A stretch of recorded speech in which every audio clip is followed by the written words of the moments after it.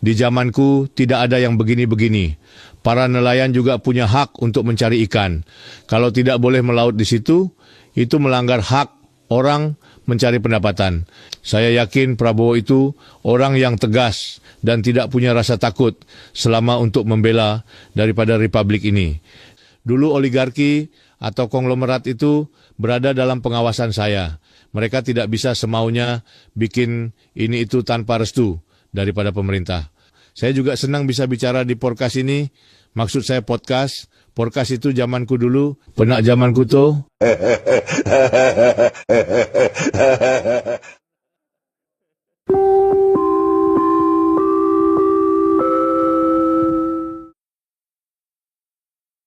Pemirsa, selamat berjumpa kembali di acara Temu Wicara bersama saya Purwantini. Sudah tersambung melalui saluran Zoom, yaitu Presiden Indonesia yang kedua, Bapak Soeharto. Selamat siang Bapak Soeharto. Maaf mengganggu waktu istirahat Bapak. Selamat siang, nama daripada Anda tadi siapa? Saya Purwantini Pak. Saya senang di zaman milenial ini ada nama Purwantini. Terima kasih Pak. Kali ini saya ingin menanyakan seputar isu-isu yang tengah terjadi di Indonesia. Silahkan, memang bagaimana keadaan daripada masyarakat saat ini, penak zamanku tuh? Karena Bapak sebagai guru bangsa, saya ingin menanyakan pendapat Bapak tentang peristiwa yang viral belakangan ini. Peristiwa viral, kalau di zamanku yang saya programkan adalah spiral sebagai salah satu bagian daripada program keluarga berencana atau KB.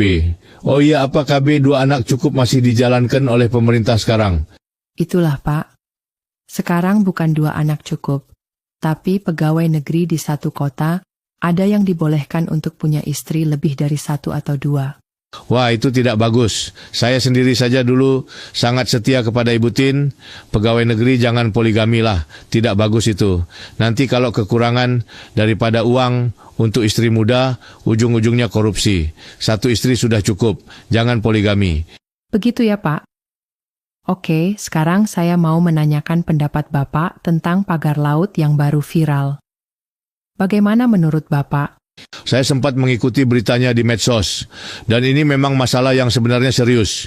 Karena apa? Karena ini menyangkut kedaulatan bangsa kita dan merugikan masyarakat. Kenapa mengganggu kedaulatan bangsa, Pak? Sudah jelas laut itu harus dikuasai negara dan digunakan sebesar-besar untuk kemakmuran daripada rakyat. Tidak boleh dikuasai oleh segolongan orang. Di zamanku tidak ada yang begini-begini. Para nelayan juga punya hak untuk mencari ikan. Kalau tidak boleh melaut di situ, itu melanggar hak orang mencari pendapatan.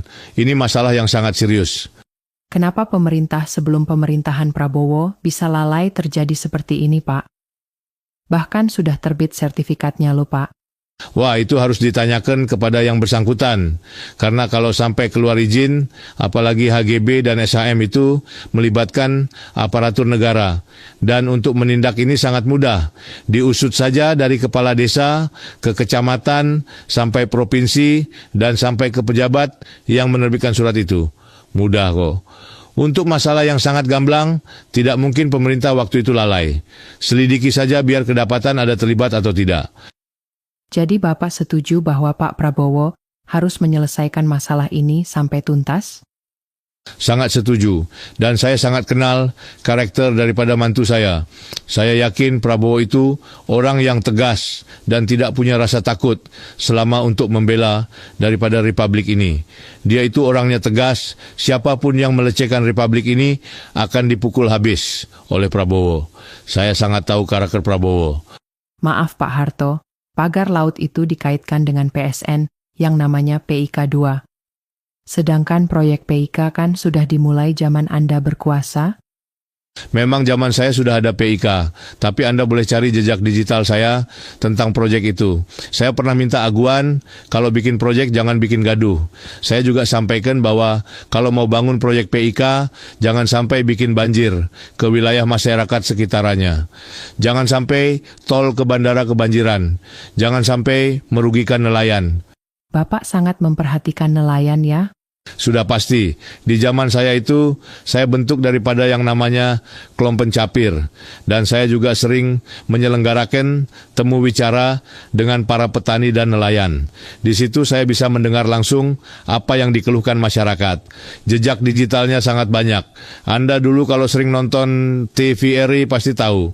Jadi jangan sampai proyek PIK 2 itu merugikan nelayan. Ini kan menyangkut yang kata orang adalah oligarki. Bagaimana oligarki di zaman Pak Harto? Begini, di zamanku dulu orang belum menyebut oligarki. Mungkin dulu disebut konglomerat. Tapi ya sebenarnya mungkin sama. Yang saya tegaskan bahwa dulu oligarki atau konglomerat itu berada dalam pengawasan saya. Mereka tidak bisa semaunya bikin ini itu tanpa restu daripada pemerintah. Dan wilayah konglomerat pada waktu itu hanya di bisnis saja.